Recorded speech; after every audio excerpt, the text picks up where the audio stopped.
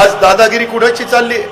माझ्या धर्माच्या विरुद्ध जो काम करतो ना त्याच्यावर माझी दहशत आहे. मायलेकींवर जो वाईट नजर ठेवून त्याच्यावर माझी दहशत आहे. मी काय करतोय माझ्याबद्दल दहशतीबद्दल बोलताना तर तुम्ही जाणून विचारा सर्वसामान्यांना. आता एक गंभीर आरोप देखील त्यांनी केलेला आहे की दादागिरी देखील मोठ्या प्रमाणामध्ये फोफावली. दादागिरीचा टँकर माफिया असतील किंवा स्क्रॅप तुमचं नाव न घेता तुमची दहशत आहे शहरामध्ये असं ते म्हणत आहेत. दादागिरी आहे. माझी दहशत कुणावर आहे माहिती आहे का?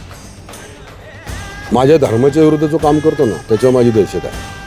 माझ्या इथल्या मायलेकींवर जो वाईट नजर ठेवून त्याच्यावर माझी दहशत आहे. माझं शहर सुरक्षित राहावं, तिथं आतंकवादी कारवाया कोण करेल त्याच्यावर माझी दहशत आहे. माझी दहशत ही सर्वसामान्यांना सुरक्षित ठेवण्यासाठी असेल. माझी दहशत असली यांच्यासारखी नाही कुणाला पण अडकव, कुठं पण बस, हे यांच्या वळ आले की सरेंडर हो, हे असली दहशत नाही.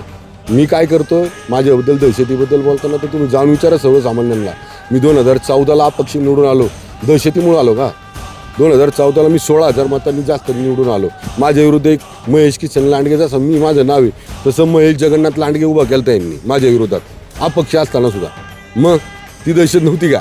अरे माझ्याबद्दल तुम्ही आहे ना जेवढं वाईट बोलताय तेवढं लोकांबद्दल हे आहे. मी आज ज्या विचारधारेत काम करतो ना त्या विचारधारेमध्ये दहशत या शब्दाला किंमतच नाही. दहशत करणारा माणूस लोक स्वीकारणारच नाही. गुंडगिरी करणारा माणूस स्वीकारणारच नाही.